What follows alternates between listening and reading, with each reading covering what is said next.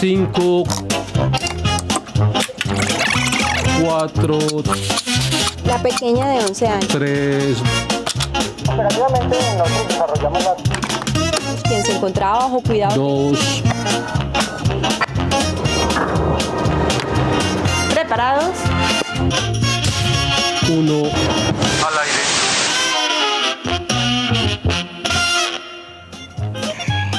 Estamos en Así nos ven, el espacio de la Defensoría de las Audiencias de Telepacífico, y como cada semana, en cada capítulo, tenemos invitados especiales. Hemos preparado entrevistas con televidentes o profesionales de la industria audiovisual que nos cuentan acerca de cómo es que producen contenidos, pero sobre todo pensando en la persona que está detrás de esa pantalla, observando y quizás escogiendo un contenido por encima de otro. El tema de hoy, o el enfoque que tenemos en Así nos ven, es el documental. Pero más que el documental como un formato audiovisual, historias, personajes, relatos que atraen la atención de la audiencia o del televidente y que pues por sus temas que son globales nos acercan cada vez más a ellos. Juan Carlos Díaz es uno de los invitados el día de hoy. ¿Cómo estás? Muchas gracias, Diana. Juan Carlos es de Telepacífico y nos va a contar un poco cómo es su experiencia como productor de imágenes, pero también como audiencia, porque seguramente ve documentales, ficciones, en fin. Y Juan Camilo, que nos acompaña también del lado de los televidentes, pero también desde una persona inquieta por la producción de imágenes en movimiento, porque tú estudias comunicación social, ¿verdad? Sí, correcto. Muy buenos días también. Vamos a conversar hoy acerca de esos intereses o de eso que a todos nos llama la atención, porque las historias, por supuesto, nos atraviesan, que tienen que ver con las emociones. Antes de hablar nosotros de las diferentes formas de documentar la realidad, vamos a ver un BTR donde otro documentalista nos habla acerca de su experiencia, Andrés Morales. Yo siento que el documental se adhiere más a mí, sí. Siento que me puedo expresar mejor ahí. Podría contar desde el tema de la composición, porque se me facilita el tema de contar a partir de las ópticas. Me parece que eso es supremamente importante. Entonces, pues yo siento que me expreso mejor ahí, me muevo. Siento cuál es el lente o cuál es la imagen cuándo tengo que mostrar una cosa o la otra, o el contexto, cuándo tengo que sugerir algo. No sé, oíste, yo la verdad ahí como que ahí patino un poco, porque tengo mucha necesidad también de contar algo en ficción, pero también cuando uno ha contado tanto en documental, como que ya no le confían a uno algo de ficción. Y yo creo que hay también gente que hace ficción que no le confían ya cosas de documental.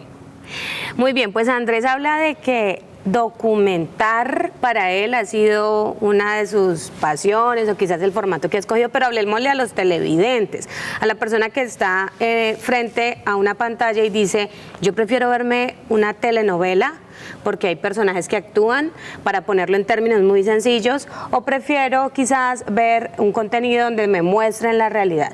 Para ustedes, ambos, empecemos por Juan, ¿qué es entonces documentar, o la forma documental para aquellos que de pronto no trabajan en lo audiovisual, pero que requieren esa explicación muy sencilla? A ver, yo estaba echando cabeza mientras hablaba Andrés, y yo pienso que cuando a mí me motiva a contar una historia, me motiva es desde la investigación, cuando investigo, porque yo pienso que para documentar hay que investigar. Me encuentro con personajes, situaciones, y es allí donde yo digo, ese relato me motiva, me emociona. Entremos a investigar a ver qué pasa allí. Entonces yo pienso que cuando me acerco a temas, Diana, siempre trato de profundizar, porque uno a veces se queda con ideas preconcebidas, que es donde creo que ahí es donde uno comete errores. Porque te pongo un ejemplo, a mí antes me hablaban de la tartamudez y yo la sentía como una persona que tartamudea, tatareto. Okay. Pero cuando uno entra a investigar y se da cuenta que son personas que viven esa condición y desde que nacen hasta que mueren van a morir con esa condición. Entonces eso me vine a dar cuenta después de investigar. Antes pensaba que era respire, pongas un lápiz, cuente hasta 10. No, eso no es así. Entonces mira que cuando uno encuentra los relatos que te permitan darle como un motivo esclarecedor, que uno diga, una vaina reveladora, es donde uno dice, me encantaría documentar eso. Buenísimo.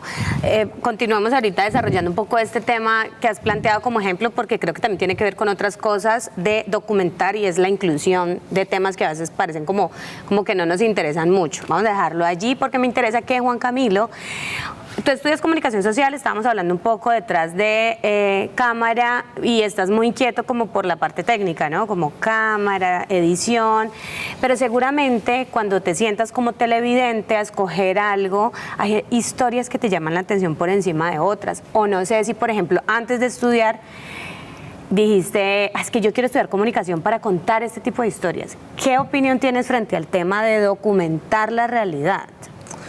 Creo que una de las facetas pues, principales de documentar es también llevar como que no solamente contar, sino también de llevar al punto de la reflexión, porque pues ese también es lo principal del documental, y pues así nació como que mostrando lo real. Acá lo que también decía Juan, pues veo que sí, o sea, es mostrar ese punto de vista del cual muchos no conocen. Entonces también eso es documentar, darle un punto de vista para que las personas así tengan un punto de reflexión y pues tengan también conocimiento. Que creo que es mucho la audiencia a la que apuntamos desde Telepacífico. Vamos a hacer una pausa, ya regresamos para seguir hablando en Así nos ven de las diferentes formas de documentar la realidad.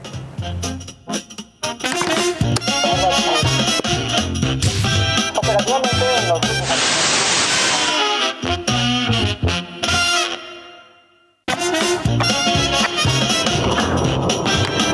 ¿Preparados? Yo no tengo temas así como tan específicos, pero sí me conecto como con el humanismo. Yo recuerdo que me iba a filmar planos, secuencias en unas cantinas de Palmira a mirar personajes. Entonces mientras me tomaba una cerveza, ponía la cámara en planos fijos a personajes que estaban sentados y situaciones. Y más adelante, ya cuando trabajo en Telepacífico, empecé a registrar también como en algunos lugares, como a recrear esos planos secuencias. Lastimosamente uno no puede, es tan difícil volver a recrear esas cosas o filmar como uno filmaba antes, eso se transforma un montón. Me gusta acercarme a personajes que tienen una sabiduría natural y que se ha construido con los años. Andrés dice que él tiene inquietud en su trabajo como realizador de documentar personas, ¿sí?, de su cotidianidad. Cuando vemos televisión, celular, diferentes pantallas, escogemos en su mayoría contenidos de ficción, pareciera. Vamos a ver si es así. Juan, por ejemplo, ¿qué consume más, ficciones o documentales y por qué? Consumo desde niño muchísimo terror y ciencia ficción, entonces te puedo contar lo que me vi ayer. Me vi Smile 2. Okay. Pero era porque ya me había visto el 1. El 2 ya no me asustó tanto, pero me encanta asustarme. Claro. Que me asusten. ¿Pero será que entonces la ficción es como más efectista o qué? Sí, claro. Y siento que está preparada desde todo punto de vista, el soundtrack. Cuando hay silencios, eso está estudiado porque hay un silencio, o cuando ponen un redoblante, o cuando ponen una trompeta, entonces uno se asusta. En el caso de esa película de ayer, era como una Lady Gaga a la que se le sonríen y pues muere. Pero no me asustó tanto como la primera, es lo que quiero decir. Entonces, cuando voy al lado de documentar, siento que yo le exijo eso al terror también, que el terror tenga algo de verosimilitud para que me asuste real, como me pasó con la Actividad Paranormal, que era una cámara, que son esas cámaras de seguridad, voyeristas, entonces donde uno decía, y no pasaba nada, los primeros 20 minutos no pasaba nada, como pasa en los documentales a veces, que no pasa nada, y es una cámara voyerista, cámara de seguridad, cuando pasaba. Entonces eso me asustaba, o sea, actividad paranormal la uno, yo me acuerdo que ese día casi no fue al baño. Pero entonces quiere decir como que la ficción toma mucho del documental para expresarse, digamos, porque si no, no tiene mucho sentido, y Juan habla de la verosimilitud. Camilo, en tu caso, ¿cómo funciona? Digamos, estás joven, pero de todas maneras has visto a lo largo de tu vida mucho contenido audiovisual. ¿Qué es lo que prefieres? De momento diría que prefiero como el documental como tal, entonces estoy como consumiendo mucho eso porque creo que eso me acerca más como a la realidad también y ser consciente a lo que estoy viviendo, porque un documental uno puede verlo que quizás sea en una pantalla como muy lejano, pero a veces eso también es una realidad social del cual uno pues lo tiene tan cerca, y entonces creo que por eso de momento pues me gusta mucho el documental porque está retratando cómo vive la sociedad. Miren que ustedes han planteado como una dicotomía, como una cosa ahí que voy a plantear de la siguiente manera. Parece que cuando es documental o noticias, sea cual sea la forma documental a la que nos enfrentemos, el televidente dice es verdad, digamos como que ahí me están diciendo lo que es. Cuando yo me paso a la ficción, una película de miedo como la que habla Juan, ahí hay una renuncia que hacemos y decimos, ah, no, ya están construyéndome ahí un universo que de pronto hay unas cosas que son verdad, pero no, es una puesta en escena, es mentira, es ficción. ¿Qué pasa cuando se empiezan a mezclar? ¿Qué pasa cuando, por ejemplo, no sé, con la IA, con los recursos de la inteligencia artificial, veo una noticia, pero que está manipulada? ¿Cómo ven ustedes un poco como esa cercanía de ambos formatos y cuando lo documental nutre la ficción y empiezan como a desaparecer esas líneas? Mira que llevo más de un año investigando el caso Diners, que es un caso pues que es recordado por esa famosa masacre que ocurrió en el edificio Otero, y yo hice eso en ese documental, decirle a Fernando López y a los guionistas que ahí estaba pues el señor Osorio, y se me está olvidando el nombre de la persona que realmente ayudó acá a Fercho en ese guión, y ellos dijeron, no, las licencias, Juan Carlos, las licencias, porque si no, la gente no nos va a ver si contamos todo tal cual fue. Okay. Entonces, por ejemplo, ellos dicen, es increíble que hayan dejado entrar a un tipo como lo dejaron entrar, y después ocurre lo que ocurre, o sea, asesinan a todas esas personas. Entonces, mira que ellos todo el tiempo utilizaron licencias, habiendo investigado el caso de manera súper meticulosa. Y ellos dijeron, nuestra serie, nuestro seriado, que es La Mirada de los Condenados, está absolutamente intervenida desde la ficción. Ya. ¿Para qué? Pues para acelerar el arco dramático. ¿Y cómo lo ves tú? Creo que a medida como va avanzando y evolucionando también el cine, ya que usted menciona lo de la IA, entonces creo que también los televidentes nos volvemos más exigentes, ya queremos que el documental sea como que tenga la misma acción y ficción de las películas, que tenga esa trama. Tal cual. Entonces yo creo que sí, o sea, nos volvemos muy exigentes y creo que también a veces eso es lo interesante de también que las personas pues vayan innovando, y creo que el conocimiento en eso se va basando. Y yo creo que tiene que ver con la expectativa, ¿no? O sea, porque como vemos o un documental o una ficción, pero necesitamos que pase algo. En tu experiencia, por ejemplo, que estás en el camino de la producción de imágenes porque estás estudiando, ¿cuáles son esos temas del documental que has trabajado o en tus ejercicios académicos y que sientes que van a capturar la atención del que lo ve? Creo que en la imagen es como una de las mayor como, digámoslo así, de que uno le pone más atención. Entonces creo que mostrar como que sea los planos y que se vea tan como película y todo eso, entonces creo que eso capta la atención. Entonces creo que sí, es como que ahora hay que también meterse como en la película de que tenemos que proyectar un plano super cool como en las películas y todo eso. Entonces creo que sí, el documental como que ahora se va cambiando así. Muy bien, vamos a hacer una pausa, ya regresamos en Así nos ven, estamos hablando de las diferentes formas de documentar y por supuesto eso qué tiene que ver con las audiencias, si nos ven o no. Ya regresamos. Operativamente en los últimos años.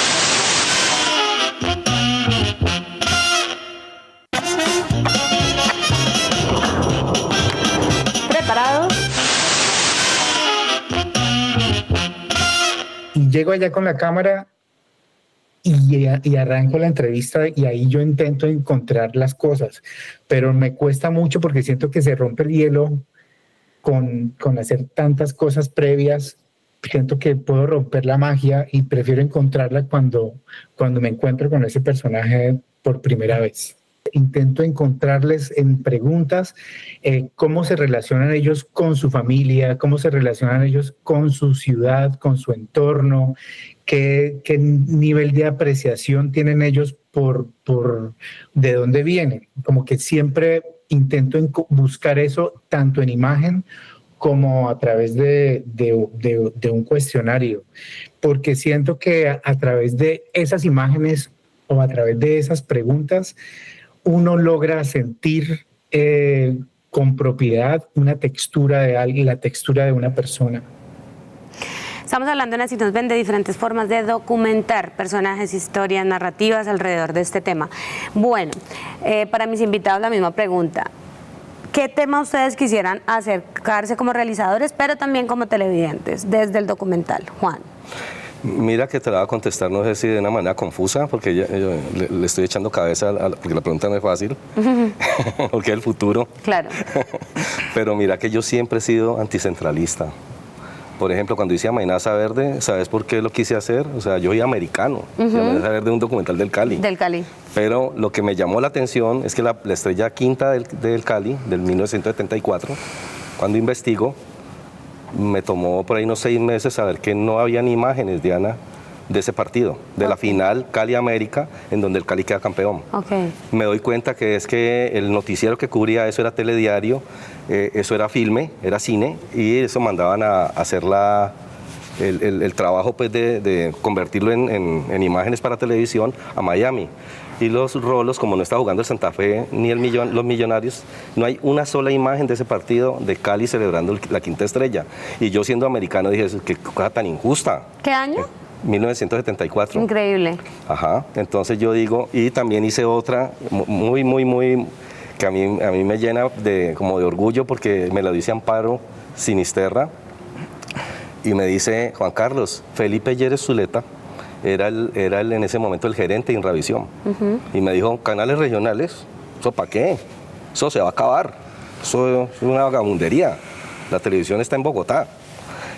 Y ella me dice esa frase y efectivamente Felipe Yérez Zuleta le tocó tragarse las palabras porque aparece en la inauguración acá con Virgilio Barco.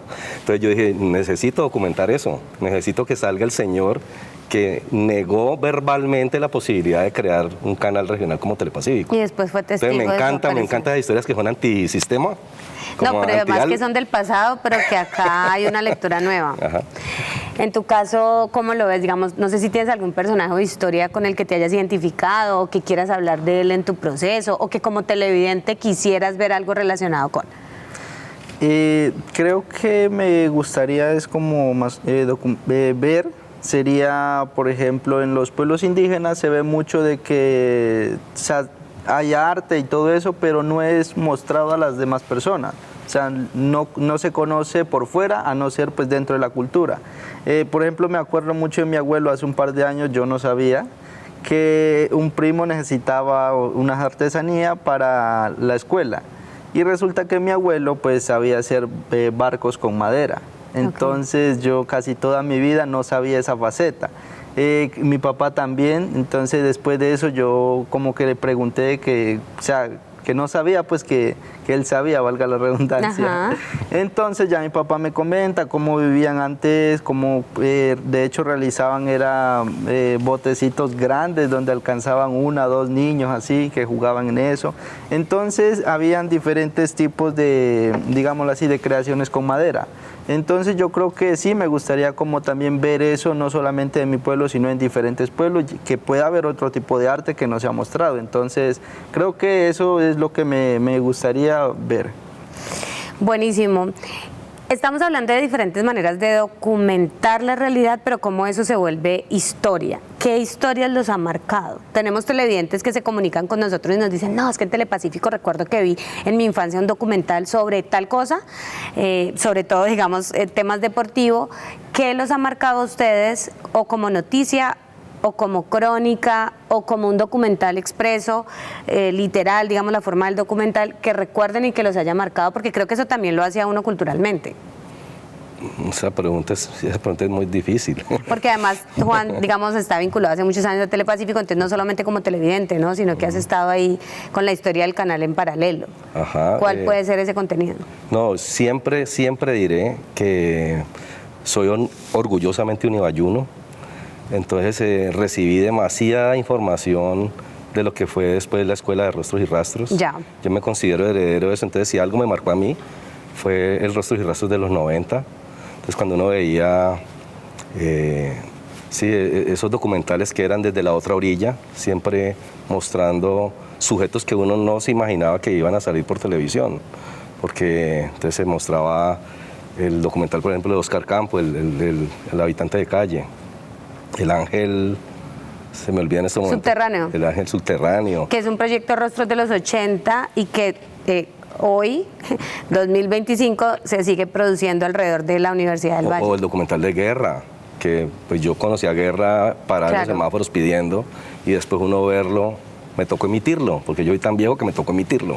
Yo emití el documental de Guerra, de Rostros. Entonces a mí me marcó Rostros y yo creo que yo soy hijo de esa narrativa, de esa propuesta anti algo, antisistema, llamémosle, como mostrar lo que hay veces no se muestra. Y sobre todo en la televisión me marcó pública. muchísimo, me marcó muchísimo. Y para terminar, Camilo, no sé si tienes algún referente. Creo que sí, o sea, uno de los primeros documentales que yo miré es de Nanook el Esquimal. Ajá. Entonces creo que de ahí fue donde nace el documental y como que de ahí fue mis primeros principios de decir, me gusta esto que estoy viendo. Y uno de los más actuales, no recuerdo el nombre con exactitud, pero la directora es Marta Rodríguez. Creo que se llama El Campesino. Entonces que como que entre esos son los que me han marcado más, pero creo que me marcó más fue Nanook porque de ahí comencé, fue con lo del documental. Con la inquietud para ahorita, quizás más adelante, convertirte en un documentalista. Exacto.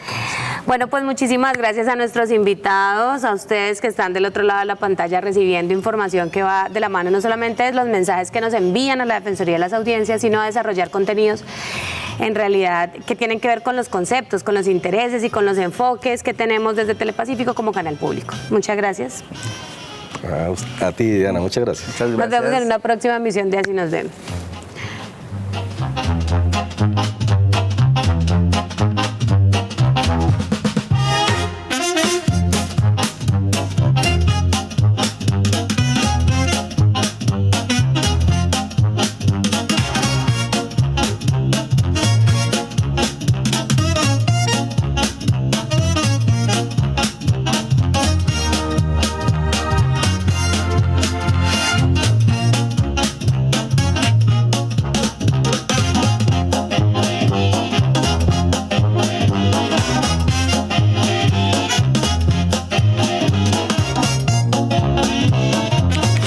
Cinco, 4, La pequeña de 11 años, 3, Operativamente nosotros desarrollamos la quien se encontraba bajo cuidado. 2, ¿Preparados? 1.